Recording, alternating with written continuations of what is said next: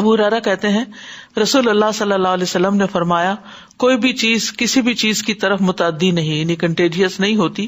آپ نے جب 3 دفعہ فرمایا تو ایک دیہاتی کھڑا ہو گیا اعرابی, کہنے لگا اللہ کے رسول بے شک خارش کا زخم اسکن ڈیزیز جو اونٹ کی ہوتی ہے اونٹ کے ہونٹ یا اس کی دم کی جڑ میں ہوتا ہے تو یہ تمام اونٹوں کو خارش لگا دیتا ہے. آپ کچھ دیر خاموش رہے, پھر فرمایا اس پہلے اونٹ کو خارش کہاں سے لگی تھی, یعنی اگر اس کو کسی اور سے لگی اس کو تو جو فرسٹ اونٹ جو بیمار ہوا تھا جس نے نمبر 2 کو لگائی تھی وہ پہلے والے کو کہاں سے لگی تھی. فرمایا کوئی بیماری متعدی نہیں ہوتی, سفر کا مہینہ منحوس نہیں ہوتا اور نہ الو سے کوئی نحوست ہے. بعض لوگ الو کو منحوس جانور سمجھتے ہیں تو وہ بھی نہیں, اور سفر کا مہینہ منحوس نہیں کیونکہ عربوں کے ہاں حرام مہینوں کے بعد جو سفر کا مہینہ آتا تھا اس میں جنگ و جدل شروع ہو جاتی تھی تو اس کو وہ اپنے لیے منحوس سمجھتے تھے. آج ہمارے ہاں بھی یہ کانسیپٹس موجود ہیں, محرم میں شادی نہیں کرنی, سفر میں سفر نہیں کرنا, فلاں دن میں یہ کام نہیں کرنا, فلاں گھنٹے میں نہیں کرنا, فلاں جگہ پہ نہیں کرنا, یہ منحوس ہے وہ منحوس. کوئی نحوست نہیں, نحوست انسان کے اپنے اندر ہوتی ہے اور سب سے بڑی نحوست گناہوں کی نحوست ہوتی ہے. ہمارے اوپر ما اصابکم من مصیبت فبما کسبت ایدیکم ویعفو عن کثیر, کوئی مصیبت تم پر نہیں آتی مگر یہ کہ وہ تمہارے اپنے ہاتھوں کی کمائی ہوتی ہے, اور اللہ تعالیٰ بہت سی چیزوں سے تو درگزری کر جاتا ہے. ٹھیک ہے, تو یہ سمجھ جانا چاہیے کہ انسان کو اپنا ایمان مضبوط رکھنا چاہیے اور نحوستیں باہر ڈھونڈنے کی بجائے اپنے اندر دیکھنی چاہیے کہ ہم اگر چاہتے ہیں کہ ہماری حفاظت ہو تو ہمیں اللہ تعالیٰ کے احکام کی حفاظت کرنی ہے. احفظ اللہ یحفظک, نبی صلی اللہ علیہ وسلم نے ابن عباس کو فرمایا تھا کہ اللہ کے احکامات کی حفاظت کرو تو اللہ تعالیٰ تمہاری حفاظت کرے گا.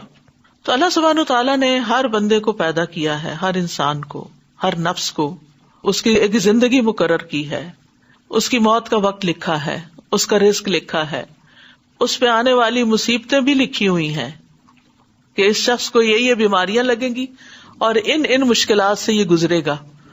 تو مومن کا رویہ کیا ہوتا ہے کہ جب اس پر کوئی مشکل آتی ہے تو وہ کہتا ہے مکتوب, لکھا ہوا تھا, یہ اللہ نے ہمارے لیے لکھا ہی تھا, یہ ہونا تھا, ہونے والی بات ہی ہو گئی. وہ سب فس نہیں کریٹ کرتا. اب دیکھیے کہ بعض اوقات بچوں سے کوئی نقصان ہو جاتا ہے, کوئی چیز گھر کی توڑ دیتے ہیں, کوئی حادثہ ہو جاتا ہے, ٹھیک ہے احتیاط آپ نے کر لی ساری, پھر بھی ہو گیا, تو مکتوب لکھا ہوا تھا, کیا کر سکتے ہیں, یہ تو ہونا تھا, ہونے والی بات ہی ہو گئی. تو اس لیے انسان کو تسلی رکھنی چاہیے کہ جو مجھے اللہ نے وقت دیا ہے اور آزمائشوں سے بچایا ہوا ہے اس میں اچھی طرح اپنے آپ کو اچھے کاموں میں مصروف رکھوں. دوسرا یہ فرمایا ولا طیرہ, اور کوئی چیز ایسی نہیں جس سے نحوست پکڑی جانی چاہیے, کسی الو وغیرہ سے یا کسی اور چیز سے. اور پھر کیا فرمایا کہ وَيُعْجِبُنِي الْفَالُ الصَّالِحُ, اور اچھی بات نیک فال مجھے پسند ہے. اور اچھے فال کیا ہے؟ الکلمۃ الحسنہ, اچھا بول, اچھی بات منہ سے نکالنا. تو نبی صلی اللہ علیہ وسلم کو اچھی فال لینا پسند تھا. مثلاً صلح حدیبیہ کے موقع پر کیا ہوا تھا, جب حضرت عثمان کی شہادت کی خبر عام ہو گئی تو پھر نبی صلی اللہ علیہ وسلم نے صحابہ سے بیعت لی تھی, بیعت رضوان جس کو کہتے ہیں, اور مکہ والوں کے ساتھ صلح کی تھی.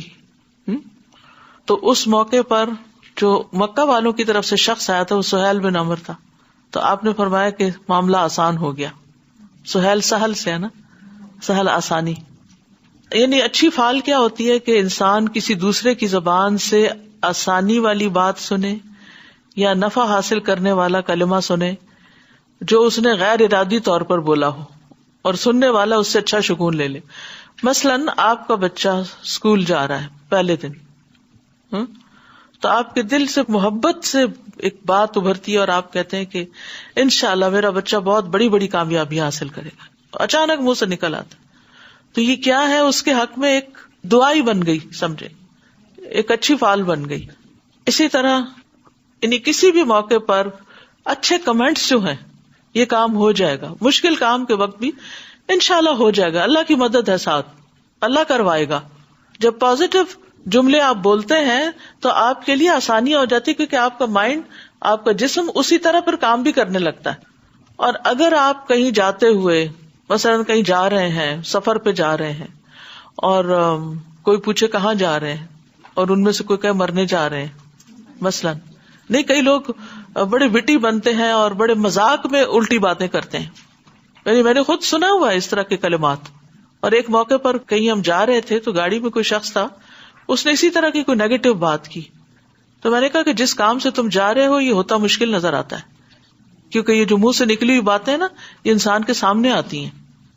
تو ہمیں خود بھی، گھر والوں کو بھی، بچوں کو بھی سمجھانا چاہیے کہ منہ سے ہمیشہ اچھی بات نکالو، مایوسی کی باتیں نہیں. مذاق میں بھی جھوٹ نہیں بولو، غلط بیانی نہیں کرو، غلط وعدے نہیں کرو، کسی کے اوپر ہنسو نہیں، مذاق نہیں اڑاؤ. اللہ سبحانہ تعالیٰ سے بھی اچھا گمان رکھنا چاہیے، کیونکہ اس سے دل کو ایک سکون اور قرار ملتا ہے. نبی صلی اللہ علیہ وسلم کی کوئی حدیث پڑھیں، سمجھ نہیں آ رہی تو بھی اچھا گمان رکھیں.